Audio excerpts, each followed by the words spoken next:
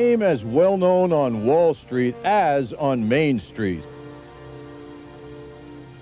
A name so instantly recognized that it is meaningful to both young and old. It is a name of such immense proportion that it no longer merely embodies an identity.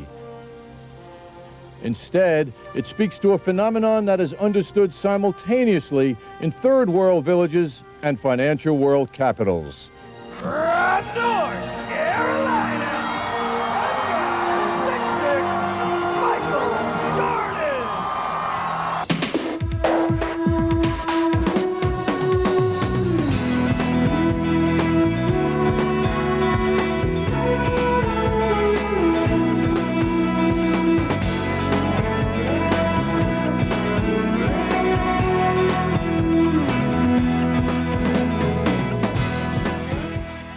As the 20th century nears an end, this grandson of a tobacco sharecropper is arguably one of the world's most celebrated heroes.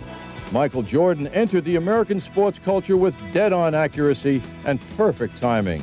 What Jordan achieved in 15 years as a player of the game seems now oddly incidental to all that he is away from that game. We live in a country and in a society and a world where people are looking for a hero. We had a need for a hero, and I think that that's the thing that Michael has been able to supply. Well, I think it's very simple. I think you want to be part of his team. I think you want to, in some way, be playing next to him. His celebrity transcends many of the boundaries that might have stopped sports idols of past generations from rising higher. He's the man who walks in the air. Michael Jordan is the magician. He's this symbol of someone who can do things the rest of us can't do. Perhaps because Jordan was so captivating between the narrow dimensions of a basketball floor, we are only now awakening to the magnitude of the many components of the man, Michael Jordan off court.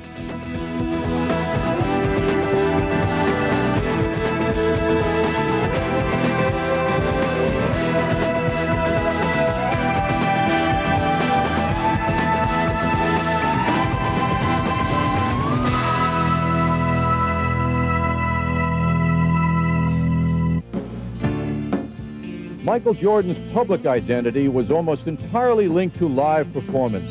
The essence of the man was hidden behind his arsenal of dazzling, seemingly effortless signature moves. Michael had a tremendous professional pride. I'd never seen a player when I got to this ball club as an assistant coach who could have a bad game and be positive and optimistic and turn it around. Bad game, 25 points, 15 for 35. Or whatever, 10 for 25 was a bad game for him. Turn it around, next game, come right back in attack. The characteristics that have made him and most people that are great famous is, number one, he was a great student of the game. He sat at the front of the class. He always had questions, and he listened intently. He listened with his eyes as well as his ears. He was a team player. Team was first. And nothing was ever done at the expense of the team. Very few people that I've ever seen worked as hard. I don't know if anybody's ever worked any harder. So he always, every drill, he practiced to win. And I think that's how come, he learned how to win. I think for myself watching him, he's definitely a result of hard work. Where you could end up if you just be determined to be the best at everything that you do. And I think Michael Jordan had that mindset of not only finishing first in everything, but finishing first with his team involved as well. You can find a lot of guys who have hands as big as Michael. You can find a lot of guys who probably can run faster than Michael. You can find some guys who can jump higher than Michael. But you cannot find a lot of people, if any, who utilize that talent. Michael Jordan was unquestionably a self-starter. He didn't need anybody to push him at all. I think he also was the kind of guy who examined himself to see what kind of abilities did he have, and never accepted anything less than perfection. Indeed, Jordan's intensity out of uniform was disarming to those unaccustomed to seeing it. Jordan's approach is always black and white. There is being the best and there is failure. No middle ground. This applied to golf, shoe design, and on-the-court trash talk, which he elevated to an art form. This is a guy that I sincerely believe that if you were going to play jacks with him, he'd want to beat you. But not only would he want to beat you, he'd want to talk about you while he was beating you. And he'll kid with you. Like, I came up to him once. We were at a fundraising affair where he was donating an awful lot of money to the community. He waved and greeted me because I walked in, and I gave the sign like I was playing golf and told him, come on. And I looked at him, and his whole frame of mind changed, and he looked at me and said, you play golf? And I told him, no. Well, Michael, I knew him when he was playing with the Tar Heels, and I was coaching University of Arkansas, and we beat them one time when they were #1. And every time he sees me, he says, I haven't forgiven yet, Coach, for beating us. People literally are afraid of letting him down. He is so demanding. The other key to that is he never put demands on other people that he would not put on himself. And he put those demands on himself first and then turned and expected other people to step up mentally to be ready to compete. What we had to tell Michael was he had to share the spotlight with guys, and that he had to include his other teammates. Even sometimes when they would back away and wanted him to take it over, he had to thrust the action back on them so that they would have to make the plays. And he made players like Scotty and Horace better players over the course of his career. The fire within was sparked early on, even before his adolescent growth spurt that would change everything. Michael went from survivor to fierce competitor. This attitude shaped his outlook even after he became a sports celebrity. He hasn't changed. With all the fame, the fortune, everything that's come to him, he's still just the same guy that I remember as a young college player and a young pro when I first got to know him. Well, I taught Mike actually all he knows in 1 week of basketball at the McDonald's All-American game when he was a senior in high school. I never had heard about him. And we went to play this all-star game, and all of a sudden I'm introduced to this young kid, Michael Jordan. Well, it was obvious from the time that I first saw him that he was going to be, I mean, like, unbelievable.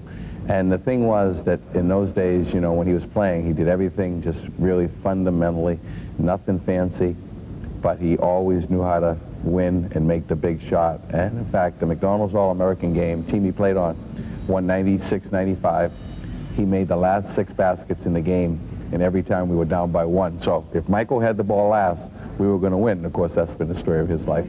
Everybody knew that he was a fine player, but I don't think anybody had any idea that he would become what he became. You just don't imagine a person becoming that good. And he just, you know, went beyond everybody's expectation, whereas they expected him to be good, but I don't think anybody expected him to be as sensational as he became.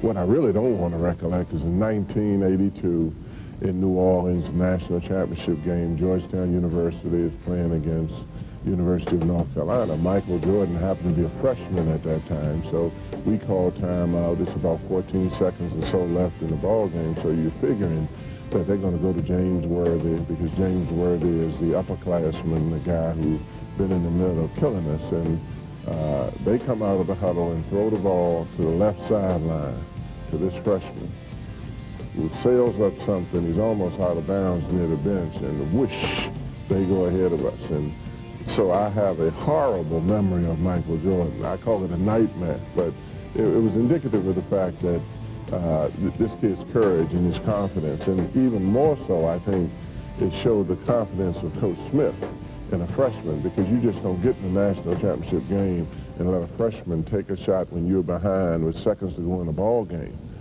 And not only do you let him do it, he comes out and swishes the shot. So that reflects the fact that this kid even then had a lot of courage and a lot of willingness to lead and to take over.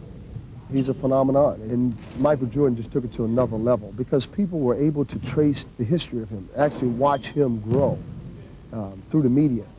Going to North Carolina, making the great shot in that national championship game, and then to go on to Chicago or the Olympics, and winning the Olympics. I know Bobby Knight coached him and thought he's one of the greatest players he's ever witnessed, and certainly is, I think, the best to ever play the game. Michael Jordan's influence as an athlete even transcends gender, and women who play basketball look up to Michael like no other. not only for what he has meant to the game, but for the doors he opens for women who play the sport.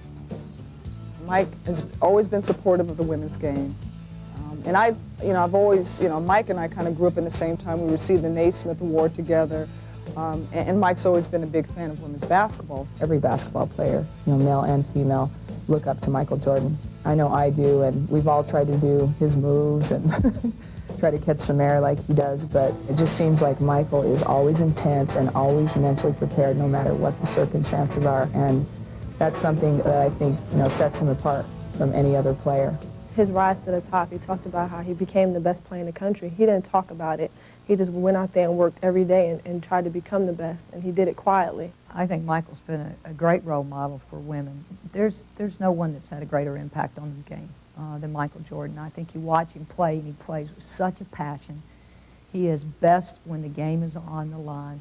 He plays and has a lot of fun playing, and I think the women watch him, and they know that, basketball is hard work, but it's not anything that you can't go out and compete at and be successful at if you're willing to lay it on the line.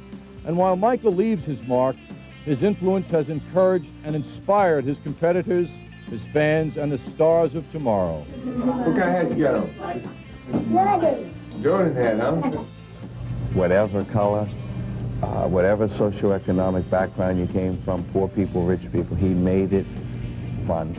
And I think a lot of kids particularly, have started playing the game of basketball because they saw that you could have fun playing it.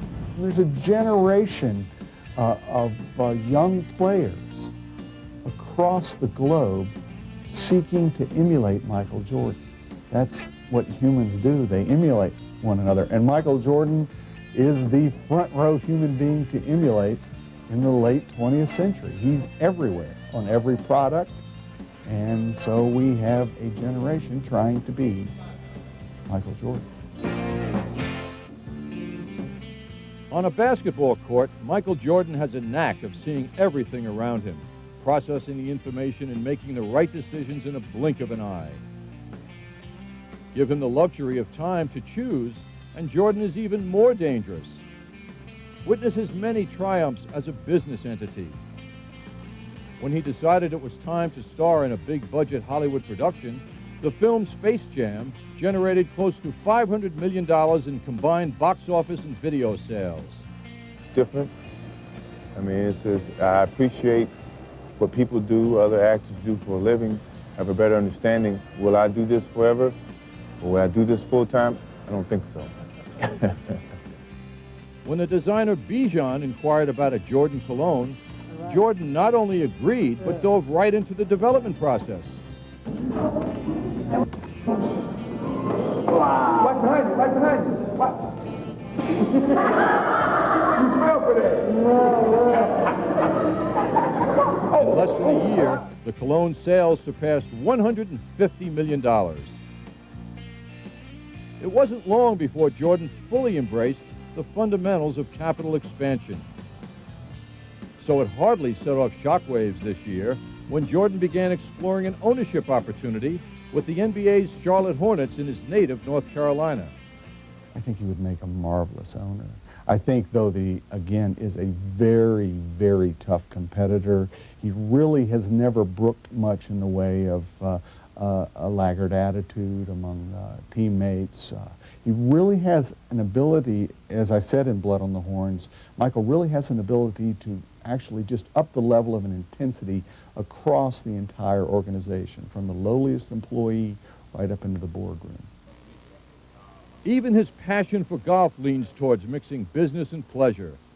Jordan's participation in Pro-Ams draws large galleries and VIP foursomes. Before a Chicago area PGA Senior Tour event last summer, Jordan teed it up with the corporate elite.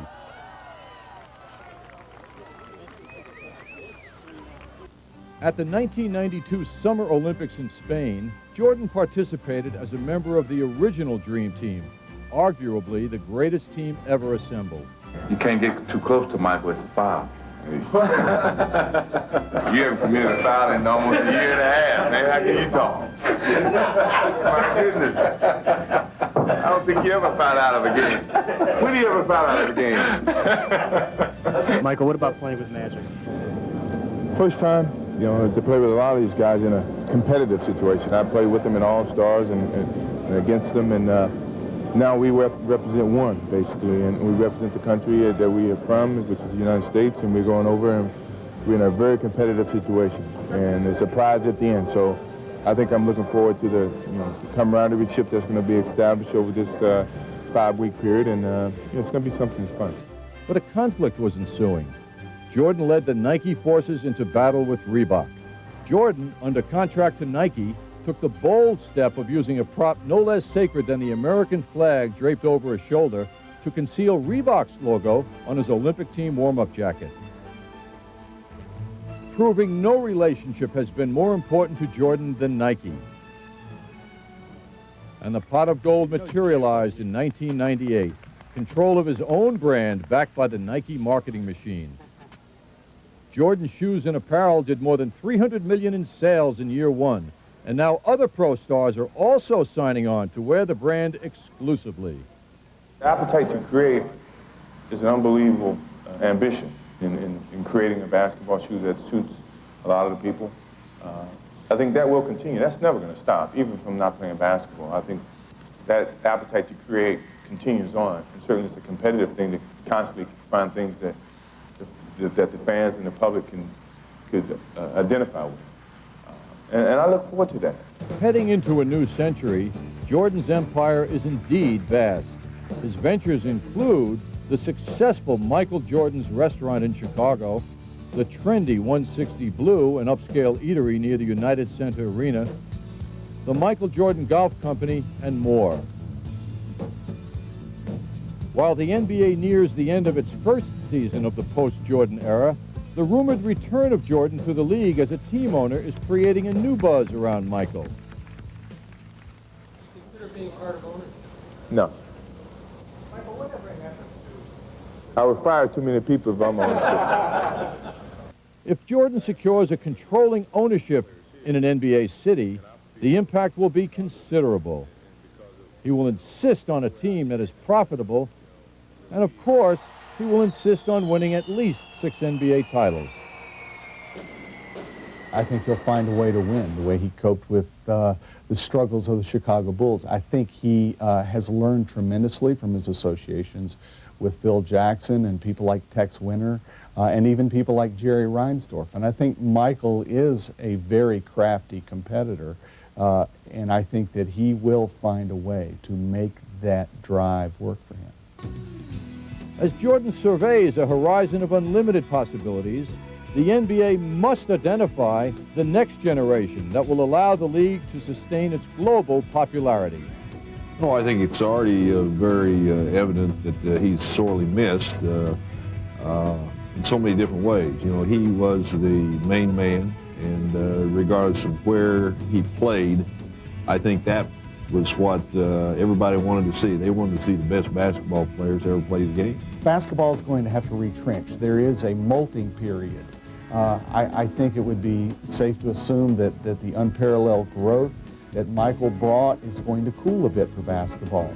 Plus the effects of the lockout are substantial. But I think the NBA is a healthy business. The owners have a good agreement. I've spent a lot of time over the last few years interviewing young players, watching what's going on with them in their lives and looking at their competitive natures. And there's some interesting players out there. Is it going to be Camelot again, this golden time?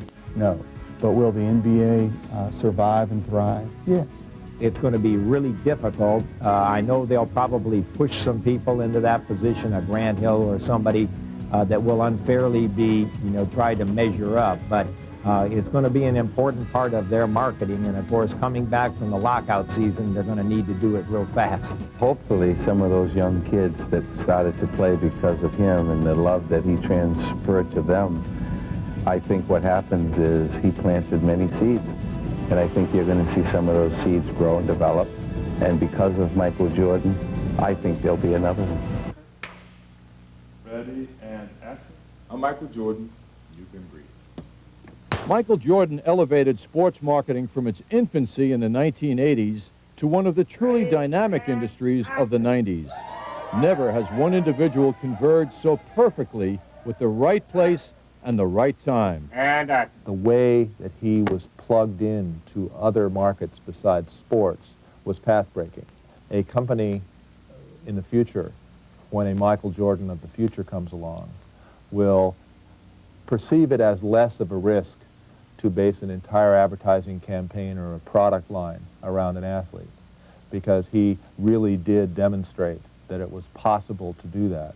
Let's face it, Michael Jordan was not only a great athlete, a great spokesperson, but he was the central character in the days of our lives and the drama. And so we essentially could pick up any commercial, and Michael would step right in, and he would already be in context. The reason Michael Jordan is so effective at marketing is because he's himself. And so as a result, corporate people and people from all around the world want a piece of that because they know that it's going to help them sell things and market things. The association with Michael Jordan is something that obviously is unbeatable. I think all the ads that I've done have shown bits and pieces of my personality, which has been good, because it's taken me away from just basketball, but deals a lot with a lot of my inner thoughts, some of my feelings about the game and how I approach the game and how I approach life. And this doesn't change. I think it adds to that, the opportunity to excel or achieve. And I mean, I've done that in such a short amount of time, and somehow I've always been able to sustain that. Though impossible to comprehend now, Nike's decision to sign Jordan to an endorsement deal in 1984 was considered something of a gamble. The Bulls were not yet a dominant team, and Jordan was not yet a dominant player, despite moments of brilliance. The gamble continues to pay off. I think he had an agent who understood what Michael was, this incredible talent he had. I'm not talking about jumping and shooting. Those things are there, but I mean Michael's ability to connect with people, this special presence he had. And then Nike had the foresight to see that and to come forward with a very attractive offer to build an entire product line around Michael. All-time sales of Jordan products by Nike have grossed about $2.6 billion, which accounts for less than 1/3 of Jordan's estimated $10 billion impact on the U.S. economy. You reflect on what kind of pressure that places on him, what kind of responsibility that places on him, and being responsible for thousands and thousands of people having jobs indirectly. Forget what he does directly, indirectly. Well, the Michael Jordan effect has been vastly overstated. The way people come up with those numbers is that they attribute literally everything that touches professional basketball in large measure to Michael Jordan, and then they assume that the gross effect of the National Basketball Association on the economy is just simply adding up all the dollars that pass through it. And of course, that's a wild exaggeration. Whatever the actual numbers, Jordan has earned roughly $240 million from endorsements the past decade. A huge sum, but arguably a bargain in contrast with his immeasurable impact on sales and product image. One reason he's so marketable, he's a good-looking guy. He's articulate. He just looks like the all-American young man that we can all say, hey, that guy's something special. He's the ultimate symbol of competence in the world, and the level of competence he brought, not just to basketball, but how he handles himself, how he has addressed the public for so many years, that has created this very special connection with a variety of publics, globally, locally, everywhere. And Jordan is as versatile as a pitchman as he is with a basketball. Coca-Cola, Gatorade, General Mills, Wheaties relied on Jordan's stature to enhance an image of market leadership, while the Nikes, Wilsons, Oakleys, and Rayovacs counted on Jordan to spark dramatic sales increases. In many cases, because he and he alone could command 10-year contracts, Jordan will continue his association with many of these companies well into the future. Jordan endorsements are often merely fueled by consumer momentum. Consider NBA licensed merchandise. Though he does not appear in any forum specifically promoting fan purchase of jerseys and caps, Jordan and the Bulls at their peak are believed to have generated up to half of the NBA's total revenue in this area. During his playing career, NBA licensed product sales climbed from an annual blip of $44 million to about $3 billion. The Nike relationship remains intact as the flagship component of the Jordan empire, having evolved from the original cutting-edge TV spots of the mid-'80s to a standalone Michael Jordan brand, the only Nike products without the famous swoosh symbol. The Jordan brand generated more than $380 million in sales in its first year. There is no denying the impact of Michael Jordan's Midas touch. Michael is still in the game, and he will be for several years because it'll take a while before we all forget him and start wondering about the next one. So he will be the centerpiece of lots and lots and lots of advertising and product endorsement and media attention for several years. I think kids still buzz about him. His products move off smoke off the shelf. So I think as long as we can find distinct and fresh ways to present him, we should ride him as long as possible.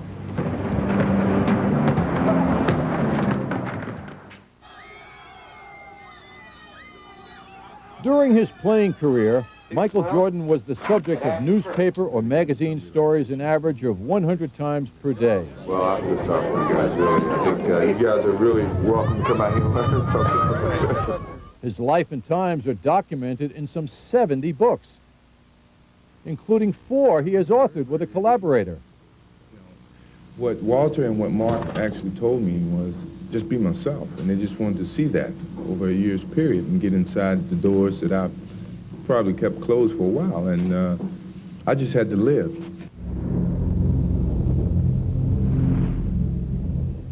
He has appeared in celebrated television commercials. In fact, the Jordan mystique has no equal among societal superstars, past or present. Internationally, I mean, he is just, he's larger than life and larger than sport. It's not just a basketball thing. I think he's a way to really help develop the brand in countries where either basketball or sport is not all that developed. I think we live in a country and in a society and in a world where people are looking for a hero. So much so that many, many years ago we created heroes inaccurately, that we had a need for a hero. And I think that that's the thing that Michael has been able to supply for us, is the fact that here is a person who we can see him develop. A lot of our heroes in the past, we had to be told about how they develop. Going on 2 years old? Huh? Show him your big old hands. These some big hands, man. Michael had obviously the talent. He had the drive. He had this incredible will. All of those things add up to a very special genius. He's bright, and he has a good personality, and he doesn't get in trouble. So he's someone that you genuinely have a natural liking to. He doesn't come on as an arrogant, spoiled child like lots of athletes and lots of movie stars or rock stars do. So he combines this unusual ability with an attractive personality. And anybody who has that attribute, the country is certainly ready for them, and they will be a media darling for as long as they want to be.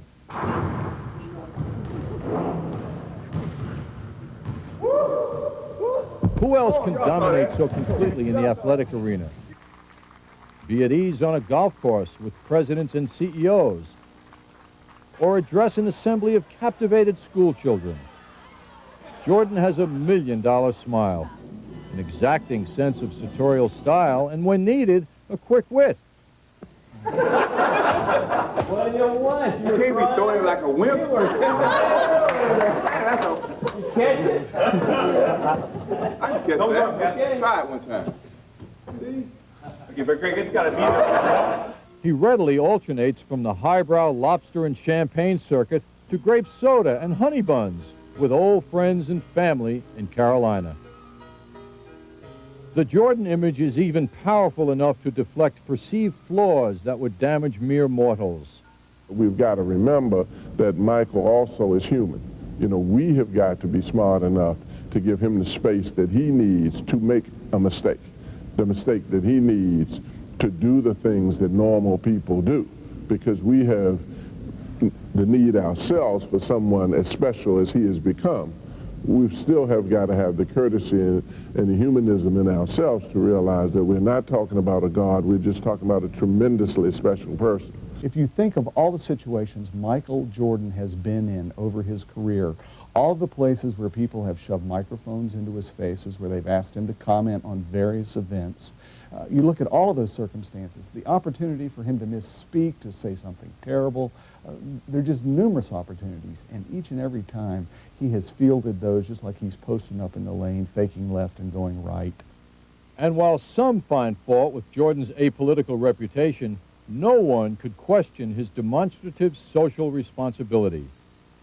The Michael Jordan Celebrity Golf Tournaments have contributed more than $1.5 million to North Carolina Ronald McDonald houses. He also teamed up with Olympic legend Jackie Joyner-Kersee to promote Nike's program Play, participate in the lives of America's youth. Jackie Joyner and myself basically tried to get going, co-chaired, and Ignite was an opportunity to give kids an outlet, whatever pressures they may deal with away from sports, either in their lives or amongst their families or academically, educationally, whatever. Let this be a means to take your mind away from it for a little while, just so you can clear your mind and somehow deal with that problem once you go back, and give yourself a good outlet to make it, or to do something that you choose to do, or chase your dreams or your goals. I don't think people should eliminate that, because that's very important. I mean, it was a great motivational factor for me to achieve my goals of playing professional sports. If I didn't play professional sports, I got the opportunity to go to college and graduate. I think those are the things that get taken for granted in terms of the sports and the way kids view sports as a motivational factor. And Jordan frequently lends his considerable clout to a variety of charities, such as the Coach for Kids program and the Illinois Special Olympics. It is on these occasions that Jordan's down-home humility overshadows his social stature. In memory of his late father, the James R. Jordan Boys and Girls Club and Family Life Center is an inner-city oasis on Chicago's west side.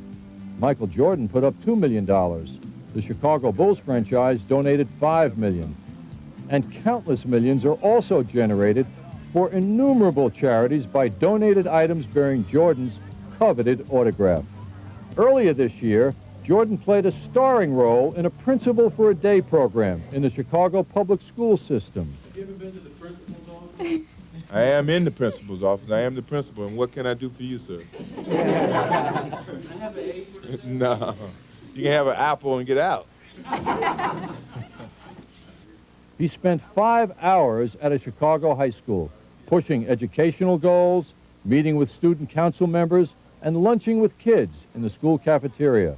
Thank you. Thank you very much. Was it hard, like, going through school, like, putting time in your athleticism and your study? I can't say, and I'm not going to sit here and tell you guys that at certain points in my life when, I wanted to get involved with sports, that I didn't, choose the wrong direction at one particular time where it affected my grades. But the good thing about it was my parents put me right back on track. And I learned from that mistake the first time, so I was able to deal with it the second time. But it's hard, but you have to stay focused in terms of what you're trying to achieve as an individual. Jordan clearly is committed to leveraging his fame for good causes, as evidenced by his belief in making golf readily accessible to young people in the inner city and to average Americans nationwide. Although his golf handicap is not likely to suffer in retirement, there clearly is a side of Jordan that gravitates toward community service. I'm a father of 3, and I care very much that there's role models out there that accept the position as a role model. It seems like everybody else is trying to push that label off and not expect to have to live up to something, but he's not only been a role model for his family, but he's been a role model for a lot of other people's families. The Hills and the Bryants and the Hardaways of the world emulate him. I think that's the single most valuable legacy that Michael could leave, is that it's not enough to be a great athlete, but it's also a good thing to be a decent human being. what has always struck me as being significant about Michael Jordan is off the court, you know, just upstanding, just a great guy, always willing, you know, to give to charities. What we've learned from Michael is that you can be competitive off the court, you can be a good person, you can be a great, you know, a great role model, and Mike's done it all, and you could be a shrewd businessman, and you can, you know, you can branch off to so many different areas of advertisement, film, broadcasting. Mike can do it all, and he has done it all, and he's shown that anybody can do it as long as they have a vision. And Mike has always had great vision. Michael, I get to say thank you for 29 teams and hundreds of millions of fans around the world. Thank you for what you've meant to our game. Thank you for being who you were, not only for your leadership and greatness on the court, but for who you were and will continue to be off the court. The era of Jordan seemed to arrive like an unannounced swooping dunk. But just as suddenly, all that remains is the world's longest-running highlight tape. His departure comes at a time of torch passing in all professional sports, with the exit of Wayne Gretzky, John Elway, and Cal Ripken not far behind. As competitors, each possessed a rare combination of swagger, zeal, and dignity. But Jordan's all-encompassing celebrity is uniquely his own. Well, I think, you know, on the floor, I don't think there'll ever be another Michael Jordan, you know, similar to a Baryshnikov in dancing or Fred Astaire. He was special, and I don't think there'll be anybody like him. But I think he sets a great standard for young people in terms of being a role model. The way he carried himself with class and dignity, his integrity. He was a tremendous example for young people to look up to. There are too few people that you can point to who have that kind of ability as a player who also manages their life in a manner in which you want to cite them. And I think that was one of Michael's greatest gifts to the game, was the fact that not only was he special as a player, he also was a person who managed that specialness and handled his ego and realized his responsibility to be a role model to a lot of kids. We need heroes in our country today. And I think you could point to Michael Jordan if you had a child or a grandchild and say, hey, he's something special. And I think that's what maybe is missed as much as his playing, is the fact that he was one that everybody could point to and say that regardless of how much money he's made, regardless of the fame that he's attained, he still does it in such a classy manner.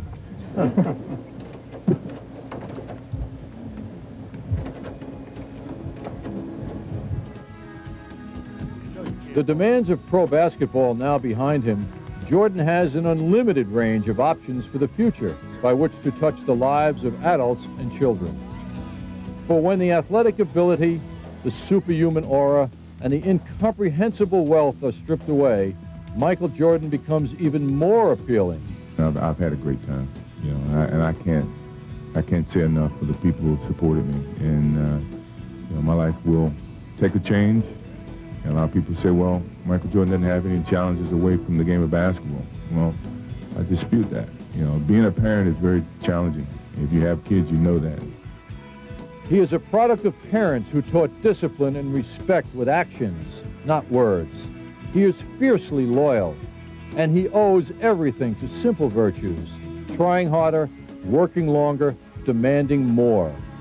Off the court, those virtues will continue to make Michael Jordan a revered figure for decades to come.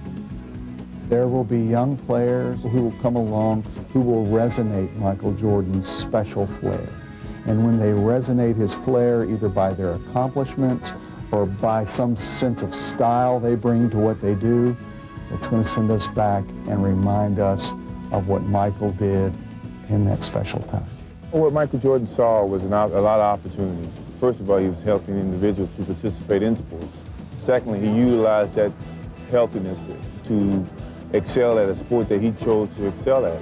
From that point on, he used it to go to college, and then everything fell in place. I got a lot of different opportunities to meet people, to do business, make a life for myself, to visit places that I probably never got the chance to visit, and enjoy the game that I participate in.